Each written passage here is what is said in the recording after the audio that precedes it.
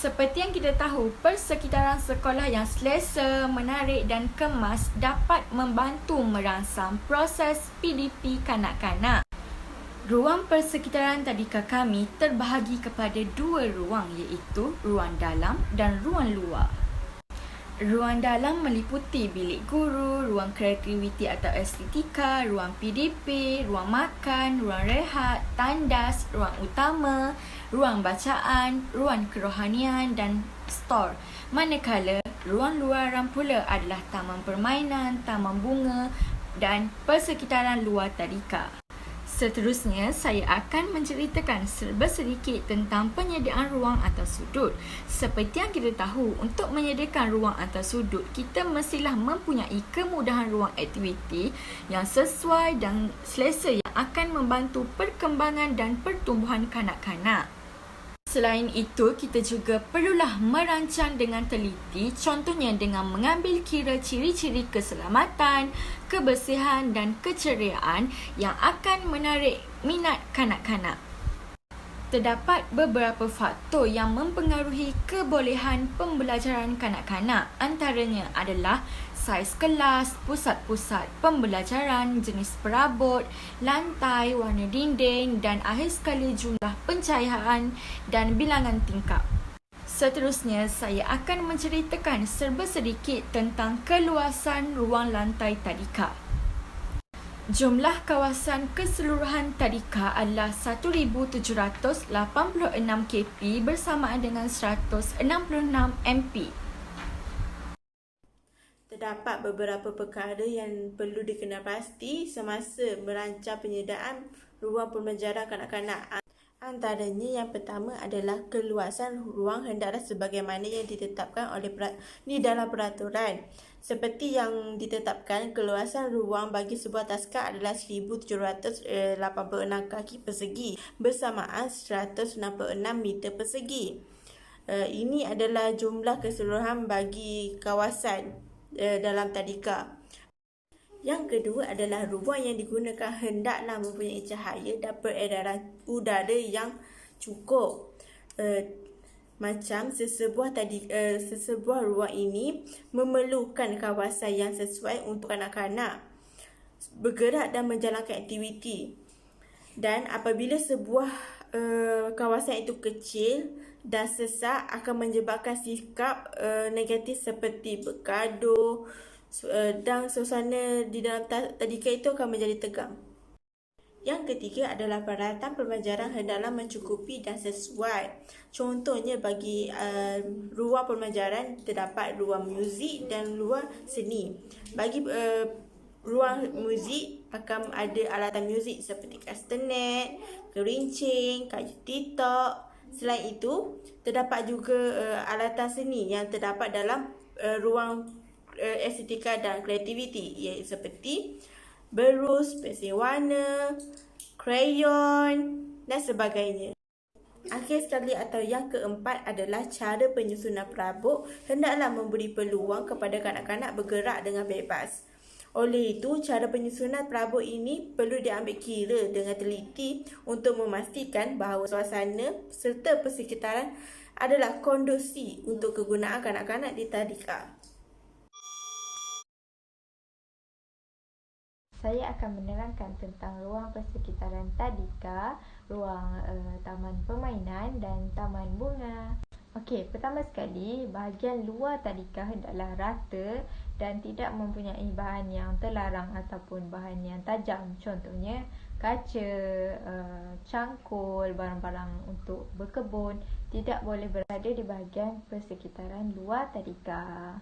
Okey, saya akan jelaskan di bahagian persekitaran tadika. Okey, kami memilih pelbagai warna untuk menarik minat ibu bapa dan pelajar supaya ibu bapa menghantar anak-anak mereka ke tadika kami dengan melihat persekitaran kami yang bersih, ceria dan menarik minat anak-anak untuk belajar.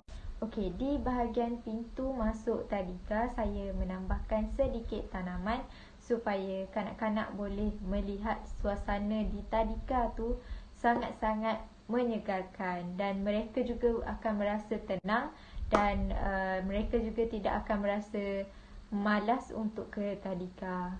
Okey, di bahagian ruang lega mestilah bersih dan kemas. Selain tu mestilah kering. Dan seterusnya kami juga memastikan rak kasut mestilah kemas dan tersusun. Selain tu di bahagian longkang dan saliran air mestilah dalam keadaan bersih dan kami akan memastikan pintu pagar sentiasa ditutup pada setiap masa. Dan sekiranya ada pelawat yang ingin melawat tadika kami, kami akan minta para ibu bapa atau pelawat memaklumkan kepada kami dahulu. Okey, seterusnya adalah taman permainan. Okey, taman permainan adalah sangat penting dalam kehidupan kanak-kanak. Dan permainan ni yang melibatkan koordinasi motor kasar dan koordinasi motor halus. Okey, koordinasi motor kasar ni melibatkan pergerakan otot-otot besar seperti melompat, berlari dan lain-lain. Dan manakala koordinasi motor halus ni melibatkan pergerakan otot-otot kecil. Okay, seterusnya adalah antara permainan yang terdapat adalah seperti gelongsor dan kelebihan permainan tersebut adalah kanak-kanak dapat memperkembangkan motor kasar dan motor halus. Seterusnya adalah buaian dan kanak-kanak dapat belajar cara menggunakan dengan sendiri dalam masa yang sama. Kanak-kanak tersebut dapat gunakan motor kasar dan motor halus. Seterusnya adalah jongkang-jongkit.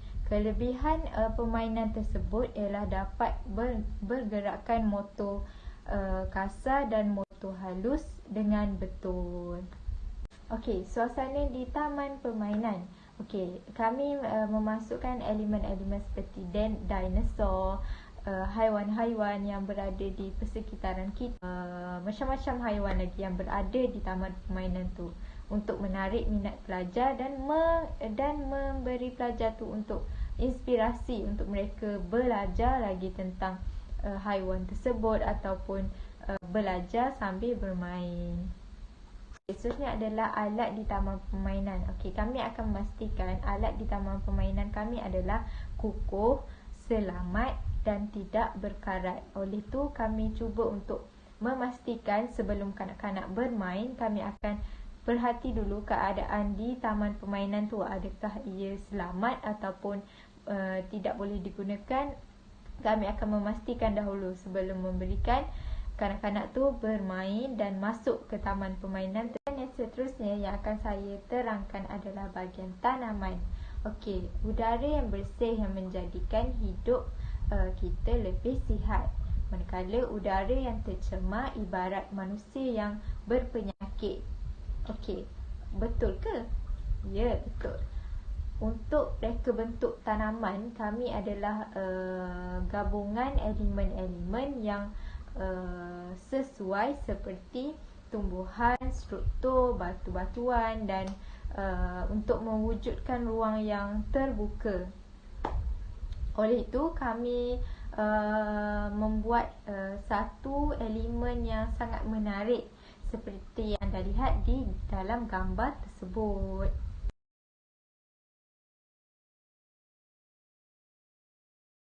Okey, di bahagian gambar yang anda lihat tadi, Kawasan ni adalah kawasan yang kami bina supaya dia dapat boleh merehatkan minda dan rasa lebih terbuka.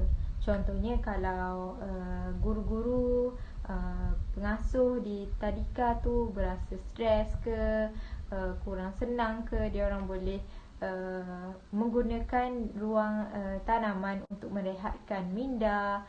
Dan kanak-kanak juga boleh belajar di bahagian tanaman yang disediakan di tadika tu.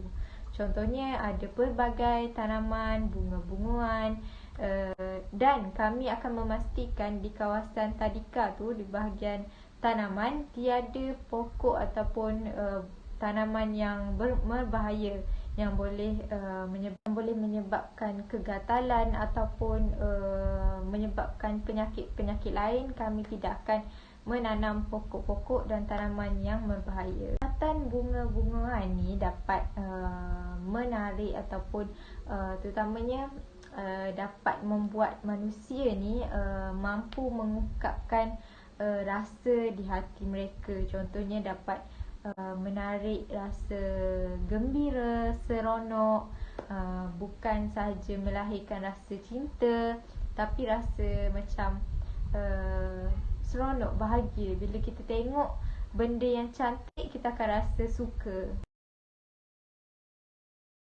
Bagi replika yang pertama, bagi ruang dalaman adalah bilik guru. Ini hasil replika yang saya buat. Bilik guru ini dikhaskan untuk pendidik atau guru. Ruang ini juga pendidik atau guru boleh istirahat dan solat. Bilik guru ini saya telah meletakkan beberapa perabot, antaranya dapat 4 kerusi dan 4 meja di sini yang berlainan warna. Kenapa saya membezakan warnanya? Untuk mengikut jawatan seperti warna biru ini untuk pengurus besar. 2 meja dan kerusi merah ini untuk guru tahun 5 dan tahun 6. Manakala meja dan kerusi berwarna ungu ni untuk pembantu guru. Selain itu, saya telah meletakkan satu meja besar di tengah di antara meja-meja staf di tadika ini. Meja ini dikhaskan di dalam bilik guru untuk menjadikan tempat berkumpul bagi staf-staf di situ. Selain itu, ini juga tempat perbincangan tentang prestasi kanak-kanak dalam melakukan aktiviti seharian. Terdapat satu lagi perabot yang saya letakkan di dalam bilik guru ini, iaitu satu rak. Rak ini digunakan untuk meletakkan fail-fail melibatkan tadika seperti fail kewangan, fail peribadi murid, fail kesihatan murid dan sebagainya. Seterusnya, bagi setiap dinding yang di dalam bilik guru ini, setelah hiaskan dengan perkara-perkara berikut seperti visi, misi dan moto tadika. Memo untuk guru-guru meletakkan maklumat berkaitan kanak-kanak, tadika atau sebagainya. Ini saya telah meletakkan kata-kata semangat sebelum guru-guru dan pembantu guru menjalankan kerjanya. Dan akhir sekali, saya telah meletakkan di belakang dinding, di belakang meja pengurus besar ini adalah satu carta organisasi tadika ini. Replika yang kedua adalah saya membuat ruang estetika dan kreativiti, di mana ruang ini mempunyai sudut seni yang telah dihasilkan untuk kanak-kanak. Ruang ini juga dikhaskan untuk kanak-kanak melakukan aktiviti berkaitan dengan seni seperti melukis, mewarna, membuat collage atau sebagainya. Dah nama pun ruang estetika dan kreativiti, mestilah ada peralatan-peralatan seni berkaitan dengan seni seperti berus, pensel warna, krayon, kertas warna dan sebagainya. Bagi ruang estetika dan kreativiti ini, saya telah meletakkan satu meja yang besar dan mempunyai 10 kerusi seperti ini.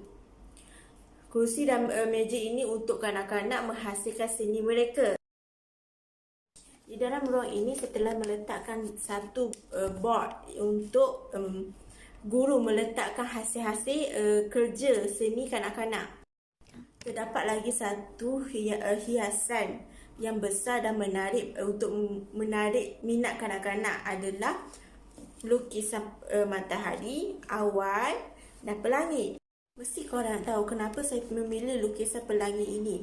Lukisan pelangi ini mempunyai pelbagai warna seperti ungu, merah, kuning, oranye, hijau dan sebagainya.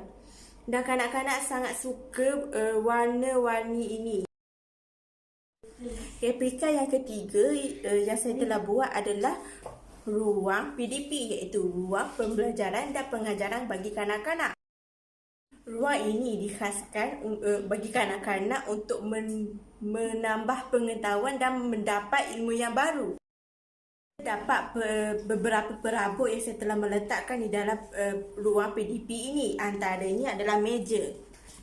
Saya meletakkan meja secara berkelompok supaya kanak-kanak dapat berinteraksi dengan rakan sebaya mereka. Saya telah menggunakan meja bersegi yang tidak mempunyai bucu seperti ini kerana untuk memastikan keselamatan kanak-kanak terjamin. Kerana apabila saya menggunakan meja yang bersegi dan berbucu tajam, dia akan membahayakan kanak-kanak.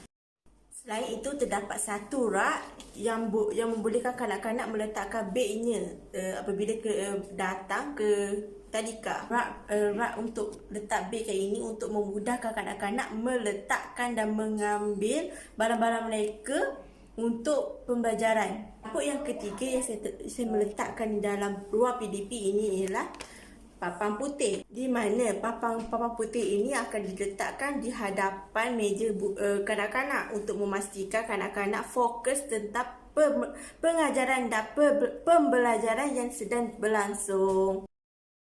Pada setiap dinding saya telah menghiaskan, satu adalah saya menghiaskan dengan huruf-huruf A, B, C dan seterusnya.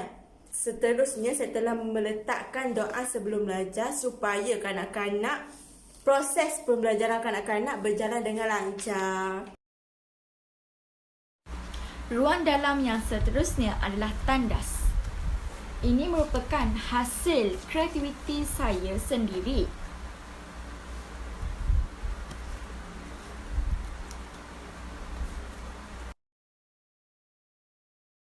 Seterusnya, saya akan menceritakan serba sedikit tentang tandas. Seperti yang kita tahu, tandas perlulah disediakan mengikut kesesuaian umur dan saiz kanak-kanak. Hal ini kerana untuk menjamin keselamatan dan keselesaan kanak-kanak semasa menggunakan tandas.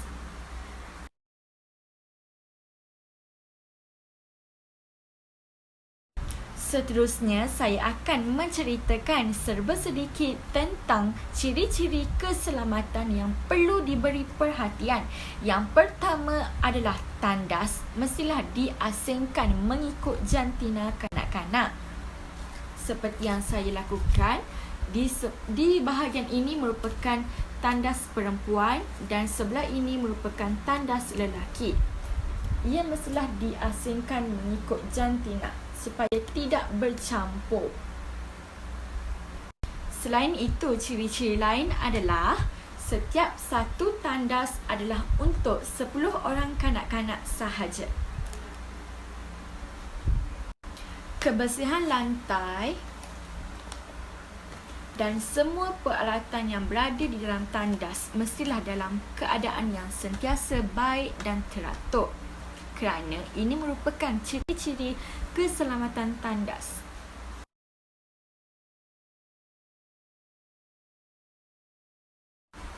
Seterusnya, saya akan menceritakan serba sedikit tentang pemilihan peralatan. Apa itu peralatan? Peralatan adalah item-item kecil yang digunakan pada jangka yang pendek dan perlu diganti dari masa ke masa.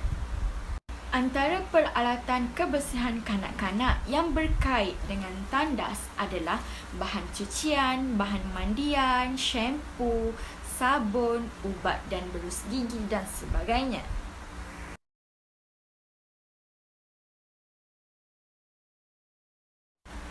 Seperti yang kita tahu, tandas merupakan ruang yang digunakan oleh kanak-kanak pada setiap hari. Oleh itu, kita mestilah sentiasa menitik beratkan tentang ruang tandas.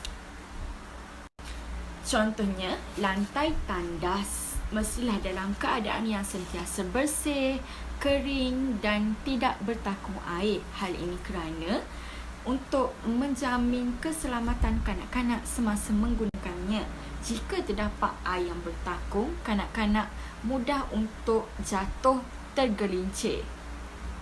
Selain itu, paip juga mestilah dapat berfungsi dengan baik supaya kanak-kanak dapat menggunakannya dengan lancar tanpa sebarang gangguan air. Seterusnya, suis lampu dan suis-suis yang lain mestilah dalam keadaan yang baik dan boleh digunakan. Seterusnya, saliran air mestilah dalam keadaan yang bersih dan boleh digunakan oleh kanak-kanak. Hal ini kerana jika kanak-kanak menggunakan air yang kotor, ia memberi kesan kepada tubuh badan kanak-kanak. Contohnya, badan mereka akan menjadi gatal dan tidak selesa.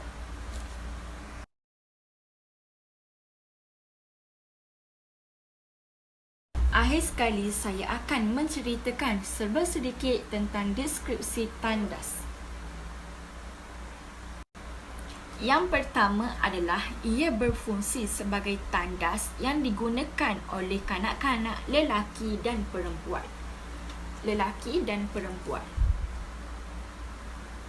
Kanak-kanak lelaki dan perempuan akan menggunakan tandas untuk membuang air besar atau membuang air kecil. Yang kedua adalah tandas dapat memberi keselesaan dan memudahkan pembantu tadika untuk menguruskan dan melatih kanak-kanak untuk mengamalkan kebersihan diri dengan betul. Yang ketiga adalah dengan tandas, kanak-kanak dapat mengetahui cara penggunaan air secara berhemah. Dan yang keempat adalah dengan adanya tandas, kanak-kanak dapat mengamalkan kebersihan tandas sebelum dan selepas digunakan.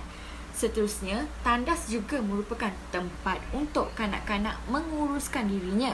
Contohnya untuk berwuduk, mandi dan sebagainya. Akhir sekali, saya akan menceritakan tentang hasil kreativiti ruang tandas yang telah dihasilkan oleh saya. Yang pertama adalah pada bahagian ini terdapat pintu keluar masuk iaitu kanak-kanak perempuan dan kanak-kanak lelaki. Kita pergi satu persatu. Pada bahagian tandas perempuan kanak-kanak terdapat paip air, mangkuk tandas dan pam air. Saiz ketinggiannya adalah bersesuaian dengan saiz kanak-kanak kerana untuk memudahkan dan mementingkan ciri-ciri keselamatan untuk kanak-kanak menggunakannya. Pada bahagian dinding sebelah ini pula terdapat hiasan iaitu bunga, manakala pada bahagian dinding sebelah ini terdapat perkataan jaga kebersihan, stay clean, wash your hands. Hal ini kerana untuk memupuk dalam diri kanak-kanak supaya menjaga kebersihan tandas. Dan tidak lupa juga pada bahagian ini terdapat sila pam tandas selepas digunakan.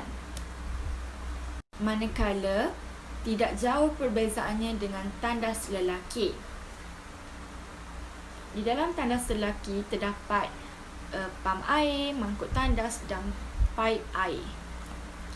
Pada bahagian dinding ini terdapat juga hiasan dan dinding ini terdapat sama seperti tandas perempuan iaitu jaga kebersihan, stay clean, wash your hands untuk memupuk kesedaran kanak-kanak untuk menjaga kebersihan tandas.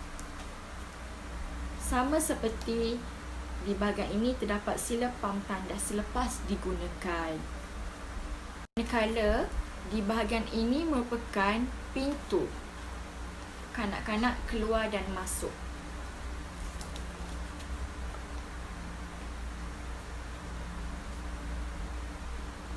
Saya memilih dinding tandas berwarna biru pada bahagian depan dan dalam.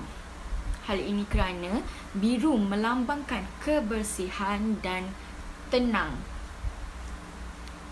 Manakala pada bahagian tengah-tengah dinding ini, saya memilih warna kuning.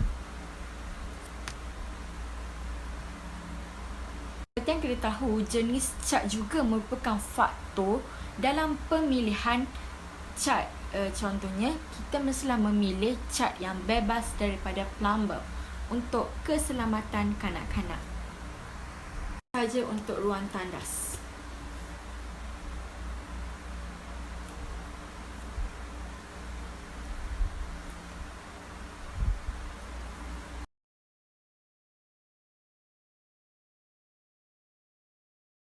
Selain itu, saya akan menceritakan tentang ruang yang kedua, iaitu ruang makan yang telah dihasilkan oleh saya mengikut kreativiti tersendiri.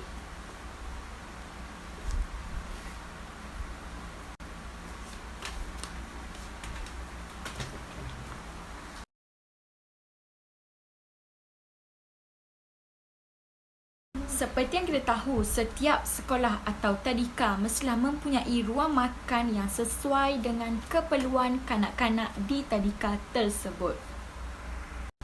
Ruang makan ini hendaklah mempunyai keluasan yang secukupnya, yang sesuai dengan bilangan kanak-kanak.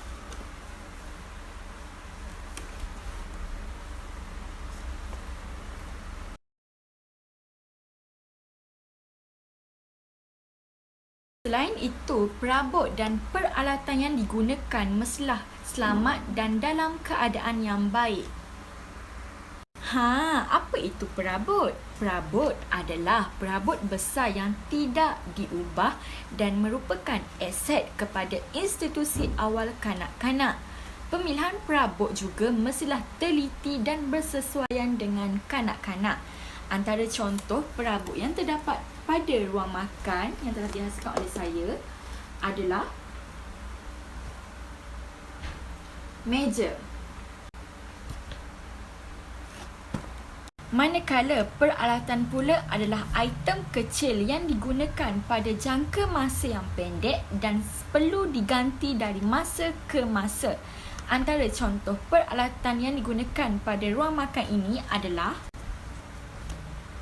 sabun. Kita tahu pemilihan peralatan dan perabot yang sesuai dengan perkembangan, umur dan saiz kanak-kanak amat penting diberi perhatian bagi memastikan bahawa kanak-kanak tersebut dalam keadaan yang selesa dan seberapa banyak dan bagaimana cara perabot serta alatan disusun bergantung kepada beberapa faktor. Antaranya adalah bilangan kanak-kanak, ruang yang ada dan akhir sekali peruntukan kewangan yang ada. Cara penyusunan perabot dan peralatan hendaklah diambil kira dengan teliti untuk memastikan bahawa suasana serta persekitaran adalah kondusif untuk kegunaan kanak-kanak. Antara faktor penting yang perlu diberi perhatian adalah ukuran perabot sama ada saiz, ketinggian dan bentuk. Yang kedua, warna yang digunakan. Dan yang ketiga, jenis cat yang digunakan mestilah bebas daripada plumber. Dan akhir sekali, bahan yang digunakan sama ada besi, kayu atau plastik. Seperti perabot yang terdapat dalam ruang makan saya ini, saya menggunakan meja yang diperbuat daripada kayu. Cara penyusunan perabot sangat penting. Hal ini kerana ianya memberi peluang kepada kanak-kanak untuk bergerak dengan bebas.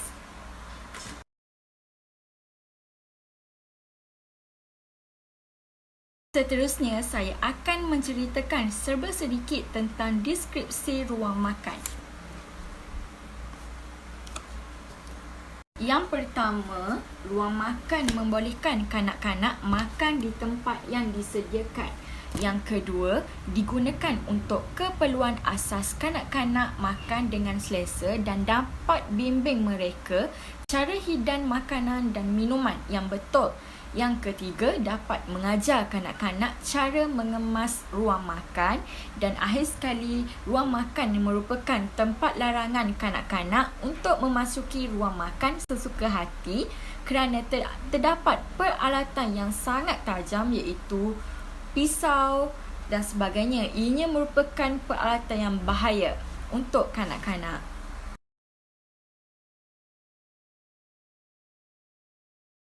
Akhir sekali, saya akan menceritakan keseluruhan ruang makan yang telah dihasilkan oleh saya mengikut kreativiti tersendiri. Pada bahagian depan, terdapat pintu dan juga hiasan tentang makanan berkhasiat dan juga tidak berkhasiat yang telah ditampal di dinding-dinding ruang makan tersebut. Dan juga terdapat perkataan ruang makan.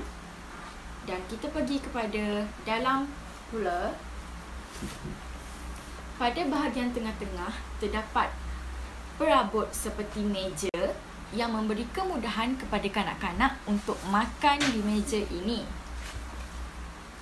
Manakala terdapat sink untuk memudahkan kanak-kanak membasuh tangan sebelum dan selepas makan. Terdapat juga peralatan seperti sabun untuk kanak-kanak mencuci tangan mereka dengan bersih. Meja, sink dan sabun diletakkan mengikut kesesuaian dan saiz ketinggian kanak-kanak. Hal ini kerana untuk memudahkan kanak-kanak menggunakannya. Contohnya, sink terletak pada ketinggian kanak-kanak. Ianya memudahkan kanak-kanak untuk membasuh tangan sebelum ataupun selepas makan. Dan saya akan menceritakan pada bahagian dinding sebelah ini terdapat hiasan-hiasan tentang sayur-sayuran, makanan yang tidak berkhasiat dan sebagainya dilekatkan pada dinding-dinding ruang makan ini. Hal ini kerana untuk menarik perhatian kanak-kanak dengan warna-warna yang terang seperti hijau, oranye, merah dan sebagainya. Pada dinding ini pula terdapat doa-doa sebelum makan, doa selepas makan, hiasan dan sebagainya. Tujuan doa-doa ini dilekatkan pada dinding supaya kanak-kanak dapat membacanya sebelum dan selepas makan. Ia dapat memupuk adab-adab sebelum dan selepas makan iaitu membaca doa. Pada bahagian ini pula, dinding ini pula terdapat perkataan selamat menjamu selera. Terdapat menu harian secilik. Kebiasaannya guru-guru akan meletakkan menu-menu mengikut hari iaitu hari Ahad, Isnin, Selasa, Rabu dan Khamis. Begitu juga dengan hiasan dinding sebelah ini terdapat hiasan, terung, aiskrim, cupcake dan sebagainya. Yang berwarna-warni tujuannya adalah untuk menarik minat kanak-kanak dan menambahkan selera makan kanak-kanak. Pemilihan warna dinding yang terang sangat memainkan peranan bagi kanak-kanak.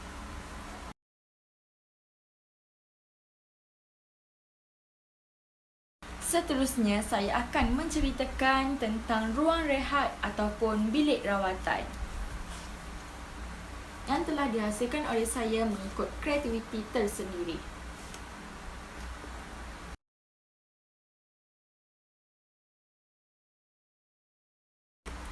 Tujuan ruang rehat ataupun bilik rawatan ini diwujudkan adalah untuk meletakkan kanak-kanak yang sakit ataupun kurang sihat sehingga dijemput oleh ibu bapa atau penjaga mereka. Begitu juga dengan bilik rawatan. Bilik ini digunakan sebagai kanak-kanak untuk menerima rawatan, contohnya rawatan gigi, pemeriksaan rambut dan sebagainya.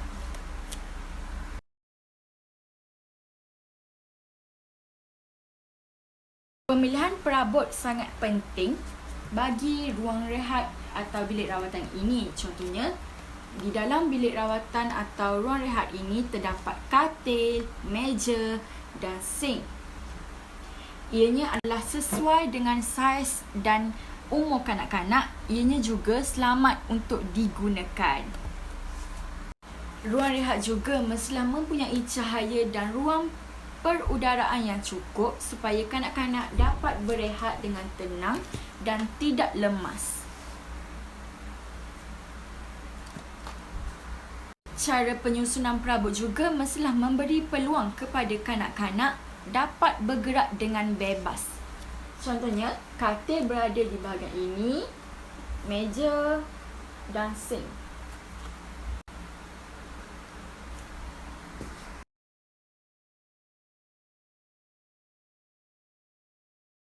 Seterusnya, saya akan menceritakan serba sedikit tentang deskripsi ruang rehat ataupun bilik rawatan.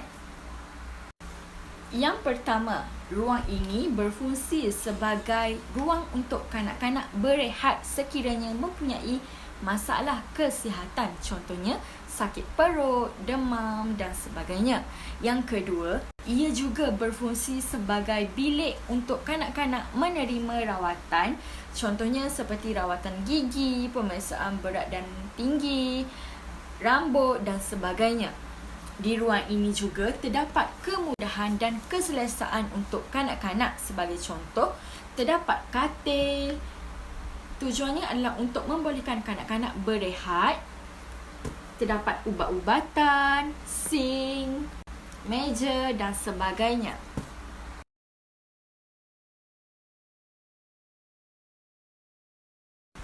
Akhir sekali, saya akan menceritakan keseluruhan ruang yang telah dibuat oleh saya mengikut kreativiti tersendiri.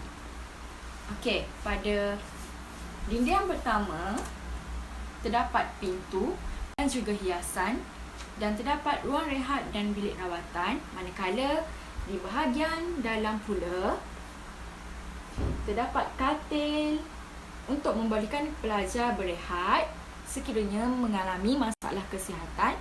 Manakala terdapat buku yang membolehkan guru meletakkan buku rekod kesihatan kanak-kanak.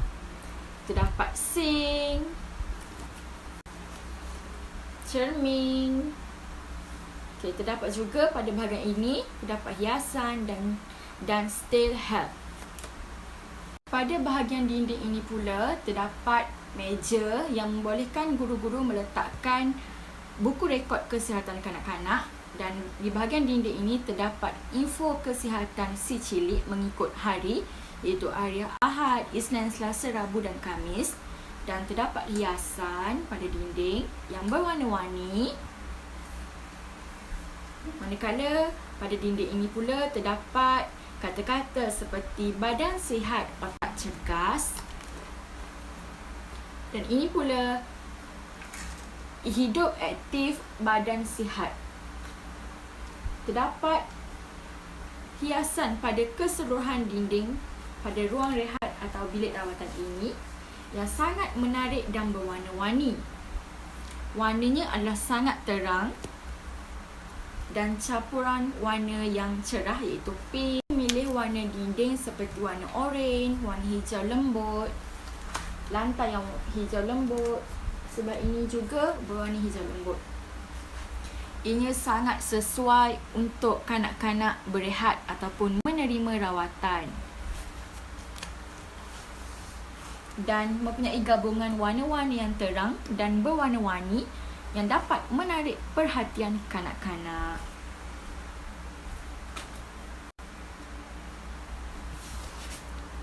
Faktor yang penting yang harus diberi perhatian dan juga cat yang digunakan mestilah bebas daripada plumbum untuk menjaga kesihatan ataupun keselamatan kanak-kanak. Okey, hari ini saya akan membentangkan dan memberi penerangan sedikit tentang model replika yang kita orang kena buat. So, saya ada 4 ruang yang saya kena buat. Yang pertama ialah ruangan store. Yang kedua ialah ruangan bacaan. Yang ketiga ialah ruang kerohanian. Dan yang keempat ialah ruang utama. Okey, ruangan yang pertama ialah ruangan store. Okey, ruangan store ialah tempat penyimpanan barang tadika atau taska, iaitu tersusun yang disusun dengan lebih tersusun. Okey, kat tangan saya ada ruangan store. Okey, di luar bahagian ruangan store ni ada pintu dan ada juga tanda do not entry, iaitu dilarang masuk. So, hal ini kerana supaya kanak-kanak tidak memasuki ruang ini dan ianya sangat bahaya kepada kanak-kanak. So, di dalam ruang store ini, otak cerdas badan cerdas sebab ia lebih kepada peralatan permainan. Okey, lepas tu kemudian ada arahan ambil dan susun semula supaya kanak-kanak lebih disiplin, macam tu. So dalam ni macam ni. Okey, ini semua adalah merupakan rak untuk penyimpanan barang.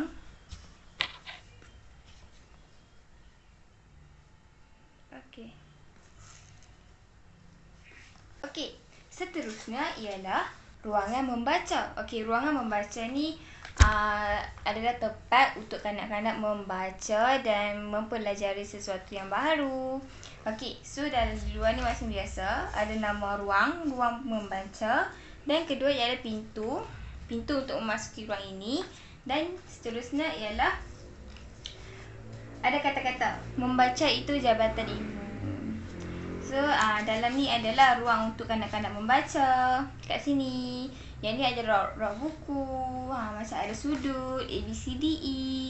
Kemudian ada sudut nombor 1, 2, 3, 4, 5, 6 sampailah 9. So kat sini ialah ruangan untuk kanak-kanak membaca. Iaitu di sini mempunyai kapet, mempunyai meja. Kanak-kanak boleh pilih kat mana yang mereka selesa untuk membaca. Okey, yang seterusnya ialah ruang rohani, ruang kerohanian.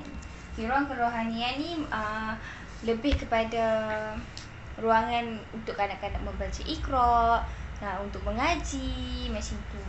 So dalam ni mempunyai doa asas, iaitu doa naik kenderaan. Okey. Kemudian mempunyai doa ibu bapa.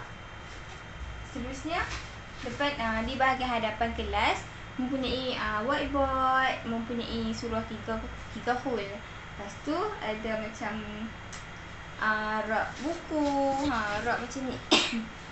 Ni merupakan rak untuk penyimpanan Iqra, Muqaddam, papan rehat supaya lebih tersusun dan kemas. Lepas tu kemudian di tengah-tengah ni ialah meja. Ni ialah meja pelajar dan ini ialah meja guru. Okey, so meja pelajar ni semestinya lah menghadap kepada arah hadapan kelas yang mempunyai papan putih. Okey, ruang seterusnya, ruang yang terakhir iaitu ruang utama ataupun circle time place. So, okey, macam biasa di sini ada mempunyai macam papan tanda lah ruang utama kan. Kemudian ini mempunyai pintu dan di ruang utama ni lebih kepada macam aktiviti yang kanak-kanak akan buat bersama guru beramai-ramai macam tu. Tetapi kat sini ada juga meja.